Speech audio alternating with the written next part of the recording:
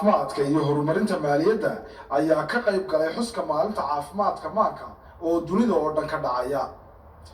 munaasabadda xuska maalinta caafimaadka maanka oo ay waaxda adeegyadan u qaabilsan wasaaradda horumarinta caafimaadku ka bilowday cisbitaalka guud ee Hargeysa iyagoo socod ku soo maray wadada faras magaalaha ayaa isugu soo biyo shubatay hotel Baraar ee magaalada Hargeysa. xafladda waxaa ka soo qayb galay agaasimayaal guud, saraakiil ciidan, ganacsatada, qaadka, shaqaalaha caafimaadka, hay'adaha la shaqeeya wasaaradda horumarinta caafimaadka iyo marti sharaf kale oo tiro badan. ugu horreyn agaasimaha guud ee wasaaradda horumarinta caafimaadka ee Somaliland Dr. Maxamed Cabdi Xergeeye ayaa bulshada kula dardaarmay in loo dhug yeesho dadkeena maanka ka buka. Anta aynaan dadkeenii xanuunsanayay u daba fadhiisanaynayeen oo aynaan odhanayn gaab baa galay oo aynaan odhanayn mashruucii baa go'ay. runtii waa qayb gobonnimada halka ugu weyna. waxaan jecelahay oo aan halkan uga mahad celinayaa ganacsatada ku dhiiraday ee u geliyay cashuurta iyaga oo weliba raba oo doonaya cashuurta. runtii waa dadka waa cidina ma doonto, laakiin iyaga oo doonaya ganacsatada gelisay ee sanad walba kordhisay ayaan halkan uga mahad celinayaa oo kusoo gabagabaynayaa oo leeyahay ilaahay ha ugu daro miisaanka xasanaadka. dadka la daryeelayana xasanaadkooda miisaanka Allah ugu daro. waxaan jecelahay inaynu gacmaha isa sii haysano isla markaana aynu waxtar ka dhigno mashruuca aynu qaran ahaan qaadanay. sidoo kale agaasimaha waaxda adeegyada maanka ee wasaaradda horumarinta caafimaadka ee Somaliland Dr. Yacquub oo isaguna madashaasi ka hadlay ayaa ka warbixiyay muddada ay mashruucan gacanta ku hayeen waxqabadkii uu qabsoomay. ganacsatada jaadka ee Somaliland oo iyagu mashruucan maalgeliya ayaa waxa ay madashan kaga dhawaaqeen iyaguna inay kordhinayaan taakuladii ay siin jireen mashruucan. waxba halkan ku sii dheeraan maayo. dhowr eeday baan ka odhanayaa. muddadii hore waxaanu bixin jirnay calaa kiilo 300 oo shilin. waxaanu ku darnay bisha shanteeda 200 oo shilin. agaasimayaal guud, madaxda hay'adaha hormuudka caafimaadka ee jaamacadaha dalka qaarkood iyo marti sharaf kale oo halkan ka hadlay ayaa iyaguna si isku mid ah uga hadlay in fiiro gaara loo yeesho dadkeena maanka ka buka. taliyaha ciidamada asluubta ee Somaliland oo isaguna halkaasi ka hadlay ayaa ereyadiisii waxa ka mid ahaa ka qabta ama maanka ee jeelka Hargeysa ku jirta oo 22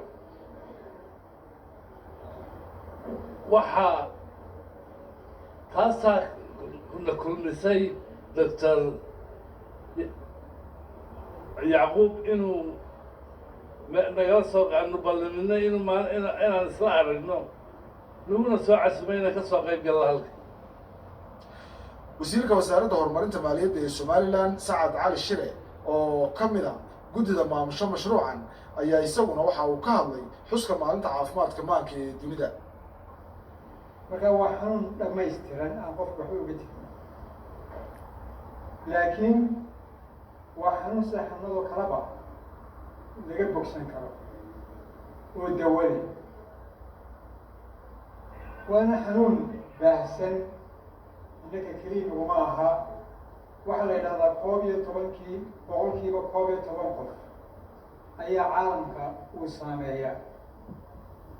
taa micnaheedu waxa weeye waxaa xanuunkaa qaba qiyaastii dad lagu qiyaasay ilaa 792 milyan baa qaba.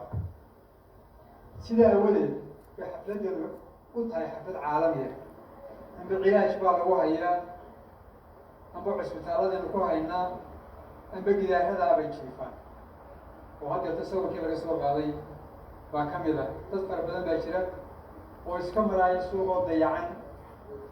dadkaa waynu eegnaa, waynu iska dhaafnaa, laakiin xir baa naga saaray. sanadkii ka dambeeyey sanadkii haddii aanu ku jiro waxaanu ka dhignay 300. boqolka dheeraadkii wuxuu ka yimi fikirkiisu ganacsatada qaadka.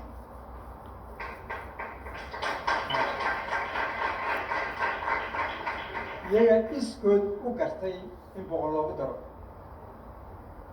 sanadkan laga bilaabo bisha Oktoobar iyo sanadka soo socdana iyagaa gartay 200 oo kalena in loogu daro.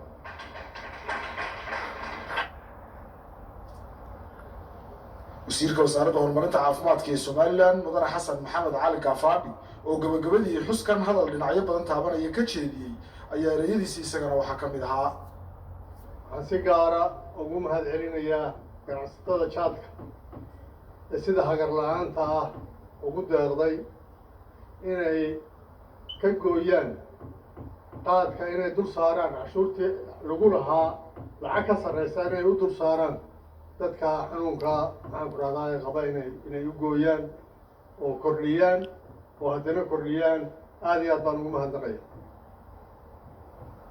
waxay la tahay xanuunkani waa xanuun sida horeba loogu sheegay caalamka oo dhan simay waa xanuun innagana aada iyo aada inuu ku badan maalin walbana soo kordhaya duruufo jira dartood u soo kordhaya waxaynu u baahan nahay in si buuxda oo wada jira looga wada qayb galo intii la gaari karo dadka in la gaadho oo mas-uuliyaddaasu ay saaran tahay kow wasaaradda caafimaadka iyo xukuumaddaba waxaa mudan in la xuso haddii aynu inagu isku tashanno oo waxa aynu haysanno aynu isku dayno inaynu wax iska goyno oo waxa ugu yar iska goyno waxaan is leeyahay waxyaabaha ama caafimaada ama waxbarashaa ama harumar kala ah si sahla ayaynu u gaari kari lahayn